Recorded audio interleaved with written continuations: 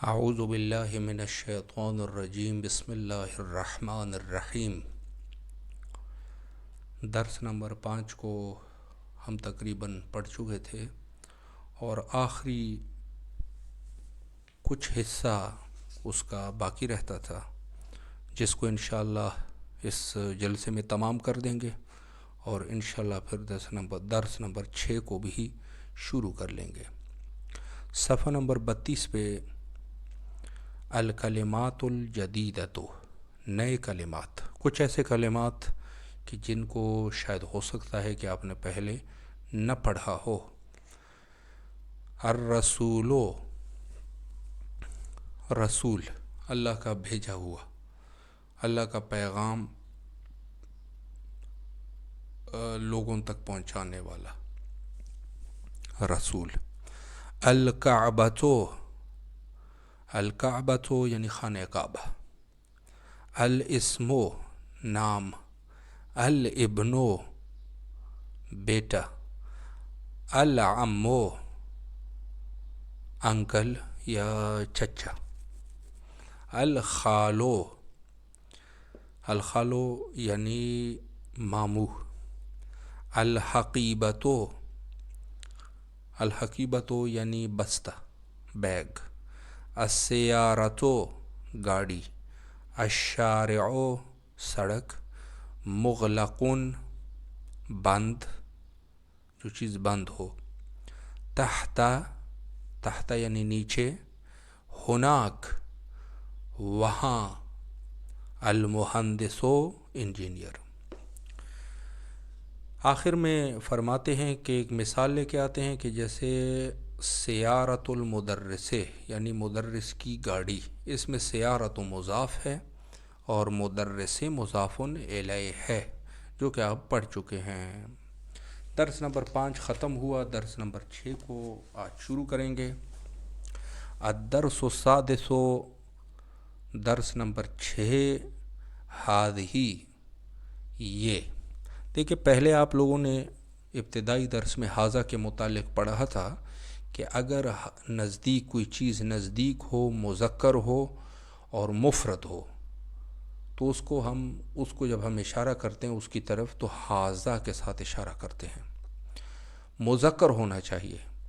یہی تمام شرائط ھذہ کے لیے بھی ہے، ھذہ کا معنی بھی یہ ہے، لیکن ھذہ مؤنث چیز کے لیے استعمال ہوتا ہے، یعنی چیز جو ہے مفرد ہونی چاہیے، قریب بھی ہونی چاہیے، نزدیک ہونی چاہیے اور مؤنث ہونی چاہیے۔ ھذہ کا معنی ہے یہ، لیکن مؤنث کی طرف اشارے کے لیے یہ استعمال ہوتا ہے۔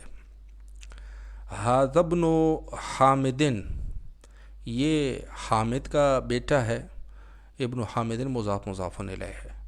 وھذہ بنت یاسر، اور یہ یاسر کی بیٹی ہے۔ دیکھا آپ نے کہ ابن چونکہ بیٹے کو کہتے ہیں، ابن یاسر یعنی یاسر کا بیٹا، تو اس کے لیے ھذا، اور جب بیٹی کی طرف اشارہ کرنے لگ گئے جو کہ بنت ہے تو پھر انہوں نے ھذہ کے ساتھ اشارہ کیا۔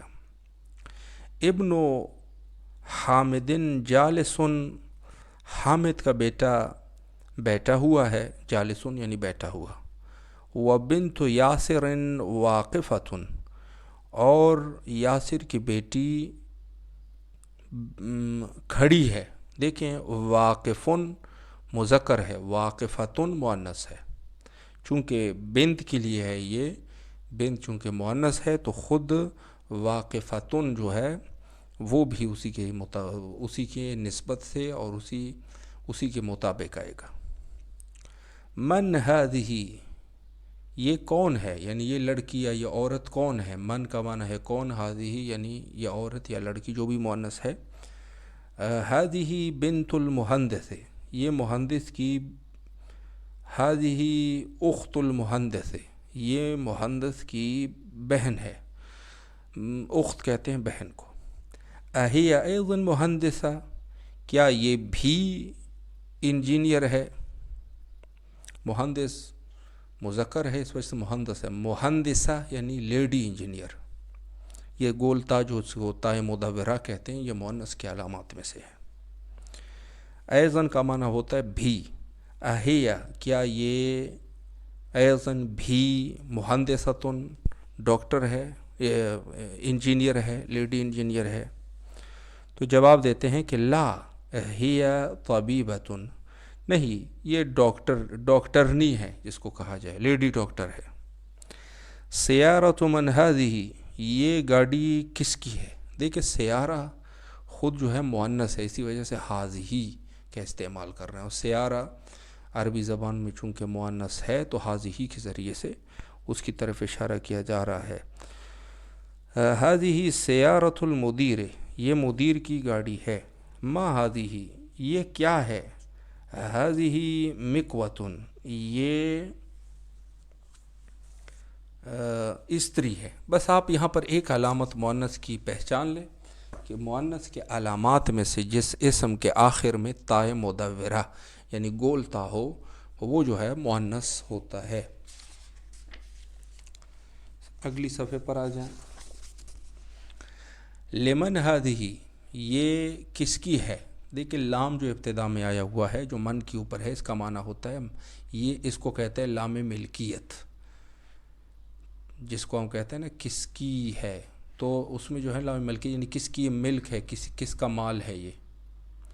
لمن یعنی کس کا مال، ہذہ یہ یعنی یہ کس کا مال ہے، یعنی یہ کس کا ہے، جیسے ہم اردو میں کہتے ہیں ہذہ لخالد، یہ خالد کی ہے. یہ دیکھ رہے ہیں جو لے خالد کے اوپر ہے، بھی لام ملکیت ہے، یعنی یہ مال، یہ چیز اس خالد کی ہے جو لام اوپر ہے، اس کو لام ملکیت کہتے ہیں. بس اس کو آپ ذہن میں رکھیں.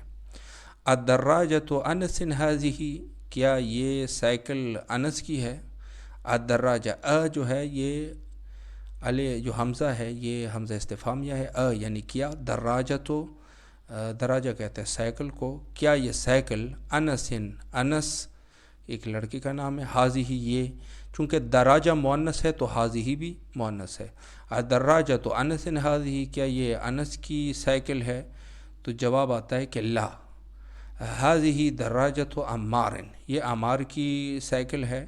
ہذہ جدیدۃ، یہ نئی ہے. ودراجۃ انس، اور انس کی سائیکل قدیمۃ، پرانی ہے. ہذہ ساعۃ علی، یہ علی کی گھڑی ہے، ساعہ کہتے ہیں گھڑی کو. ہی جمیلۃ جدا، یہ بہت زیادہ خوبصورت ہے. جدن کا معنی یعنی زیادہ، جمیلہ کا معنی ہوتا ہے خوبصورت. ہیا چونکہ ہیا ضمیر بھی اسی وجہ سے سا کی وجہ سے چونکہ وہ مؤنث ہے تو یہ لے کے آ رہے ہیں، اگر مذکر ہوتا تو ہوا لے کے آتے. ہذہ ملعقۃ وہذہ قدر، ہذہ ملعقۃ یعنی یہ چمچ ہے، ملعقہ یعنی چمچ.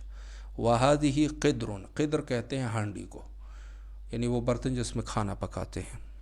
الملعقۃ فی القدر، یعنی چمچ ہانڈی میں ہے. ہذہ بقرۃ الفلاح، یہ کسان کی گائے ہے. ٹھیک ہے جی، فلاح کہتے ہیں کسان کو. ھذا انف وھذا فم، یہ ناک ہے اور یہ منہ ہے. انف کہتے ہیں ناک کو اور فم کہتے ہیں منہ کو. ٹھیک ہے جی، اگلے صفحے پر آ جائیں. ہذہ اذن وھذہ عین، یہ کان ہے، اذن کہتے ہیں کان کو، وھذہ عین اور یہ آنکھ ہے. یہاں ایک میں نقطہ آپ کو بیان کروں کہ اعضائے جسم میں سے جو چیزیں دو ہوتی ہے، جیسے کان ہو گئے، جیسے ہاتھ ہو گئے، یہ سب کے سب جو دو چیزیں ہوں نا وہ مؤنث شمار ہوتی ہے عربی زبان میں. جو ایک ہے جیسے ناک ہے وہ ایک ہے تو یہ مذکر ہے. بس یہ قاعدہ کلیہ ذہن میں رکھیں. اسی وجہ سے انہوں نے کہا ہذہ اذن، ہذہ اذن. اذنوں کے آخر میں کوئی گول تا تو نہیں ہے، لیکن چونکہ دو ہے، اذن کان کو کہتے ہیں دو ہے، تو اس وجہ سے ہذہ استعمال کر رہے ہیں. اور اسی طریقے سے وھذہ عین، اور یہ آنکھ ہے، چونکہ آنکھیں بھی دو ہوتی ہے اور اسی وجہ سے عین کو آنکھ کو کہتے ہیں تو یہ بھی مؤنث ہے. وھذہ ید، اور یہ ہاتھ ہے. وھذہ رجل، اور یہ ٹانگ ہے. ید کہتے ہیں ہاتھ کو اور رجل کہتے ہیں ٹانگ کو. ان کو بھی انہوں نے مؤنث استعمال کیا اس وجہ سے کہ یہ دو ہیں انسان کے اعضائے بدن میں. جو چیزیں دو ہوتی ہے ان کو عرض کروں آپ کی خدمت میں کہ اس کو مؤنث سمجھتے ہیں عربی زبان میں. یہاں تک کافی ہے. انشاءاللہ العزیز اگلے جلسات میں اس کو ادامہ دیں گے. وصلی اللہ علی محمد و آلہ الطاہرین.